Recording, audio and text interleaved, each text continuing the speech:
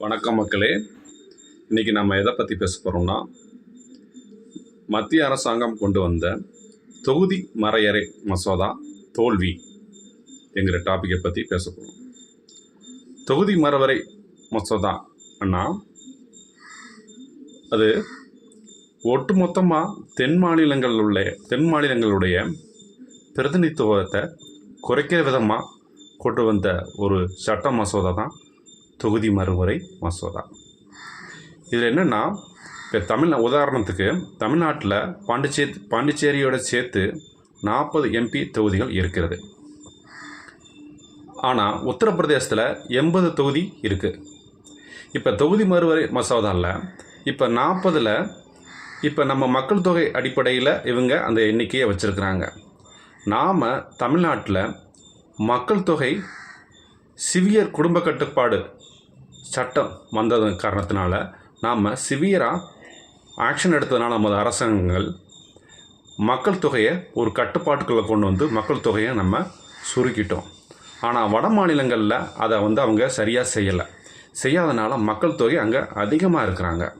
நம்ம தமிழ்நாட்டில் மக்கள் தொகை ஒரு எண்ணிக்கைக்குள்ளே கொண்டு வந்துட்டாங்க. குடும்ப கட்டுப்பாடு சட்டத்தின்படி அதை சிவியராக நடைமுறைப்படுத்தினால நம்ம மக்கள் விழிப்புணர்வாகி ஒரு குடும்ப கட்டுப்பாடு நடவடிக்கையினால் விழிப்புணர்வாகி மக்கள் தொகை குறைஞ்சிருச்சு. ஆனால் வட மாநிலங்களில் அந்த மாதிரி இல்லை.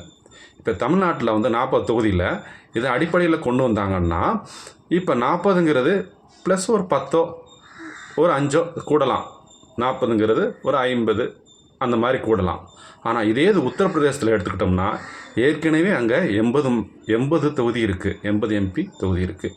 இப்போ அதை மக்கள் தொகை அடிப்படையிலையும் அவங்க அதிகமாக இருக்கிறாங்க. ஏன்னா அவங்க குடும்ப கட்டுப்பாடு விதிமுறையை அவங்க நடைமுறைப்படுத்தல. அவங்க சரியாக மக்கள் விழிப்புணர்வு இல்லை அவங்கள்ட்ட இல்லாதனால இப்போ 80ங்கிறது ஒரு 160 170 கூட ஆகலாம். அதே மாதிரி மத்திய பிரதேசத்தில் அதே மாதிரி தான். அங்கே ஒரு 40 இருந்துச்சுன்னா அங்கே ஒரு 70 80 ஆகலாம். பீகார்லேயும் அதே மாதிரி தான். அவங்களும் அந்த மாதிரி அந்த சட்ட விதிமுறையை சரியாக கடைப்பிடிக்காதனால அங்கேயும் இப்போ ஒரு 40 45 இருக்குன்னா ஒரு 70 80 ஆகலாம். இப்படியே கணக்கு பண்ணால் இந்தி பேசக்கூடிய மாநிலங்கள் மட்டுமே அதிக எண்ணிக்கையில் எம்பிகள் இருப்பாங்க. இப்போ ஒட்டுமொத்தமாக 544 543 அப்படிங்கிற சம்திங்கில் எம்பி தொகுதி இருக்குங்க. இதை 850க்கு மேலே ஆக்கணும்னு நினைக்கிறாங்க. இப்போ ஒட்டுமொத்தமாக இந்தி பேசக்கூடிய மாநிலங்கள் வட மாநிலங்கள்லேயே அதிகமான எம்பிக்கள் இந்த தொகுதி மறுமுறை சட்டத்தின் மூலமாக கிடைச்சிருவாங்க. இப்போ அவங்க வாக்களிச்சிட்டாங்கன்னா அவங்க தேவையான வாக்கு பெற்று ஆட்சி அமைச்சுக்கிடுவாங்க. இப்போ தென் தமிழ்நாட்டில் குறிப்பாக தமிழ்நாடு, ஆந்திர பிரதேசம், தெலுங்கானா, கேரளா இவங்கெல்லாம் ரொம்ப விழிப்புணர்வு பெற்ற மாநிலங்கள். இவங்க சிவியராக மக்கள் தொகையை கட்டுப்பாட்டை கொண்டு வந்திருக்கிறாங்க. இங்கே மக்கள் தொகை கம்மியாக இருக்கிறதுனால இவங்களுடைய பிரதிநிதித்துவம் குறையும். அதனால் இவங்களுடைய செல்வாக்கு இல்லாமல் இவங்களுடைய ஆதரவு இல்லை. இந்த மக்களுடைய ஆதரவு தென் மாநிலம் மக்களுடைய ஆதரவு இல்லாமையே வட மாநில மக்கள் ஆதரவை பெற்றே நம்ம ஆட்சி அமைத்தலாம் அப்படிங்கிற ஒரு எண்ணத்தினால தான் அந்த சட்டம் கொண்டு வந்திருக்கிறாங்க. இது முற்றிலும் தோற்கடிக்கப்பட்டுள்ளது. இந்த மசோதா வெற்றி அடைவதற்கு தேவையான எண்ணிக்கை எம்பி எத்தனைனா 360 எம்பி தேவைப்பட்டது.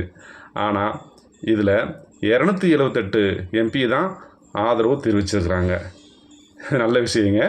அதே இது மொத்தமாக 489 எம்பிக்கள் இதில் பங்கு பெற்றாங்க வாக்களிப்பில். ஆனால் எதிராக 211 பேர் எதிர்ப்பாக பதிவு செஞ்சுருக்கிறாங்க.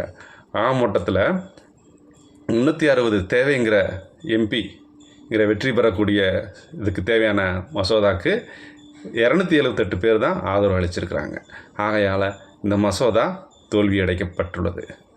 இது நல்ல விஷயந்தான். இது ஒட்டுமொத்த தமிழ்நாட்டு தென் மாநிலங்களுக்கு கிடைத்த வெற்றியாக நம்ம இதை கொண்டாடலாம். ஏன்னா நமது முதல்வர் ஐயா ஸ்டாலின் அவர்கள் ஆரம்பத்திலேயே இந்த மசோதா கொண்டு வரும்போதே வலுவான எதிர்ப்பை பதிவு செஞ்சார். ஏன்னா இதை ஒவ்வொரு முறையும் தமிழ்நாடு மற்றும் தென் மாநிலங்களுக்கு எதிராக தலைமையில் தொங்கப்பட்ட கத்தியாக இந்த தொகுதி மறுமுறை சட்ட மசோதா இருக்குன்னு சொல்லி அடிக்கடி சொல்லிட்டு வந்தாருங்க. இப்போ சமீபத்தில் கடுமையான தேர்தல் பிரச்சாரத்தின் நடுவில் கூட நமது முதல்வர் ஐயா இப்போ இந்த கழுத்தின் மேலே தொங்கப்பட்ட கத்தி இப்போ நமது கழுத்துக்கு வந்து தலையின் மேலே தொங்கப்பட்ட கத்தி இப்போ நமது கழுத்திற்கு அருகே வந்துவிட்டது.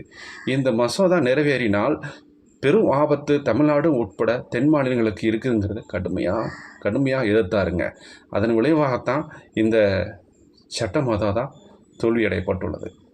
காங்கிரஸ் மற்றும் எதிர்க்கட்சிகள் அனைத்தும் இதற்கு ஆதரவாக இருந்து இந்த மசோதாவை தோல்வியடைய செய்துள்ளார்கள். குறிப்பாக சொல்ல போனோம்னா பஞ்சாபில் சிரோமணி அகாலிதளம், வெஸ்ட் பெங்காலில் நம்ம மம்தா பானர்ஜி அம்மாவுடைய அணி, அவங்க எப்பயுமே ஒரு தில்லாலங்கடி வேலையை தான் பார்ப்பாங்க அவங்க. ஏன்னா அவங்க சமீபத்தில் தேர்தல் பிரச்சாரத்தில் கூட என்ன சொன்னாங்கன்னா 19 மாநிலங்கள் மற்றும் மத்திய அரசாங்கம் இவைகள் அனைத்தும் எனது வெற்றியை எதிர்க்கிறார்கள், எனக்கு எதிராக செயல்படுகிறார்கள் என்கிற ஒரு குற்றச்சாட்டை அவங்க பதிவு பண்ணாங்க. ஆனால் இவங்களும் என்னென்னா இந்த சட்டத்துக்கு ஆதரவாக வாக்களித்தது தான் ஒரு ஆச்சரியமான விஷயமா இருக்குது. அதனால் இந்த மசோதா முற்றிலும் தோல்வியடையப்பட்டுள்ளது. இது தமிழகத்திற்கும் தென் மாநிலத்திற்கும் கிடைத்த பெரும் வெற்றியாக பார்க்கப்படுகிறது. நன்றி, வணக்கம் நண்பர்களே. இந்த வீடியோவில் நான் சொன்ன கருத்து உங்களுக்கு பிடிச்சிருந்தா கமெண்ட் செக்ஷனில் பதிவிடுங்க. மேலும் உங்களுடைய சஜஷன் ஏதாவது இருந்துச்சுன்னா அதை நீங்கள் பதிவிடலாம். நன்றி, வணக்கம் நண்பர்களே.